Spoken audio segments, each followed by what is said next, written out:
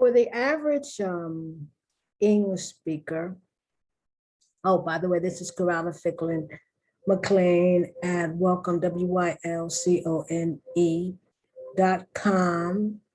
We are continuing to look at minimum pairs. As I was saying, for the average English speaker, native English speaker, that is, L and R are not a problem. Their pronunciation isn't a problem.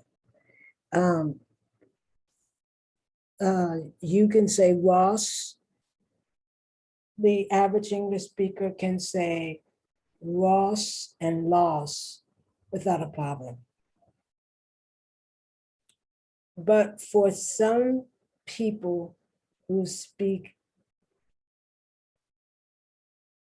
an Asian language, there is no one language in Asia. But in some languages in Asia, the sound of the L and can be a problem. So just like I included the B and the V for Spanish speakers who speak the version of Spanish where the B and the V can be, relationship can be complex, can be complicated. I've included the L, and the R, I think that's how you say as minimum pairs. This will force you to, in your mouth, on your tongue, not on your tongue, if you practice these words, you'll be forced to distinguish between the two sounds that are close together, and your ears will be forced to distinguish between the two sounds. So I'm going to share my screen.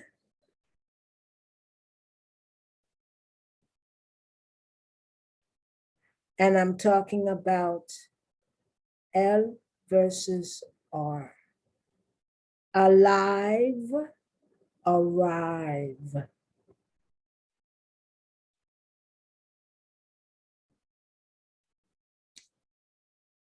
Allies, arise. Allows, arouse. Now, for an English speaker, native English speaker, this is not problematic. The perfect person to understand this, if they understand language, or if they just understand language because it's something they speak, will be someone who speaks a particular Asian language, and maybe one of the Asian languages in which the native speaker of those languages have a hard time distinguishing between the L and the R, and they're bilingual. So they speak English perfectly well, and they speak either their parents' tongue or their ancestors' tongue perfectly well, and their tongue. They're bilingual, binational. And they know that it's hard. Now, unless they study the two languages, though, they might not understand why. But they have no problem, because they were lucky enough to be born into it. Believe, bereave. But I can see, especially in the pronunciation, how the L and the R can be complex, problematic, challenging. And even in the listening, I can see it. I can make the pronunciation, because I'm a native English speaker, but I'm pretty sure there are a lot of sounds in their language, in other languages. You know, it's hard to make the sound of the, there's a sound in French, the I think it's the U or the A or something. I cannot make it. And no matter how much they keep, I remember when I was in France, they kept going, and I would try to say, no, that's not it. And it wasn't it. Blade, braid. Blanche, branch. Bland, brand. I can see where it can be complicated. Bled, bread. Bread is a homophone, B-R-E-D, B-R-E-A-D. There it is, bled, bread. There's the homophone, B-R-E-D, B-R-E-A-D. Blue, homophone, B-L, oh, excuse me, B-L-E-W, B-L-U-E. Blue, blue. Light, bright. Blink, brink. Bloke, broke.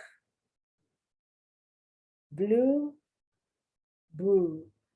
There's the homophone blue, the color blue, and the past tense of the verb to blow, blue, B-L-E-W. Blunt, blunt. Blush, brush. Clam, cram. Clamp, cramp. Clash, crash. Clue, crew. Climb, crime. This is one of those words I said in another video in which the be like in debt, even though it's spelled D-E-B-T, the B is silent. Here, you don't say climb, you say climb. You don't pronounce the B. In fact, it's pronounced as if it was spelled C-L-I-N-E, climb, but it's not. It's the B, maybe you give a hint of pronunciation. Cloak, croak. Close, crows. Close, crows. This is a homograph. So it could either be close, no, it's close. It's not close. Cloud, crowd. Clutch, crutch. Elect, erect. Flail, frail. Flame, frame. Flame, frame. Flank, frank. Flee, free. Fled, Fred. Flee, free. Flesh, fresh. Flight, fright. An expression reminds me of Stephanie Perry. She says, you know, when things go wrong, you have two inclinations, either to fight or to, whether fight or flight. No, no, that's not right. Wait a minute, fight versus flight. No, that's not the expression. I'm going on now. Flute, fruit. I always have problems pronouncing fruit. You know, fruit doesn't have a plural. You have one piece of fruit. You have two pieces of fruit, but you don't have fruits. But vegetable, it is plural, vegetables. Isn't that weird? Glade, grade. Glass, grass. Glean, green. You must excuse me. Gloom, gloom. Glow, grow. Glue, grew. Holler, horror. Ha, hor. You know, those, well, not really, because the O is pronounced differently. The O in holler, ha, ah, ler, because you don't say holler, you say holler, and then hor, or, yeah. But it makes its point, the L and the R. Lace, race. Lag, rag. Lake, rake. Lap, rap. Lead, read. Lead, red. You know, the reason I know how to pronounce that is L-E-A-D, lead, because I have beside it read. Otherwise, I could pronounce it lead. Where this lead, it's only lead. And because of lead, I know how to pronounce the R-E-A-D on this side, which would be red. Lead, red, the color red. Light, right. Okay, so that's it. I would like to thank you once again. Once again, this is not difficult for native English speakers and English speakers who learn the language or who come from a language where this is not difficult, but in some Asian languages, the L and the R can be difficult to both say and to distinguish one from the other. So we have about maybe 1 or 2 more minimum pairs, and then that's it. Oh, then the minimum pairs of consonants, of vowels. I did some already with the vowels, but I'm going to do all in one big batch.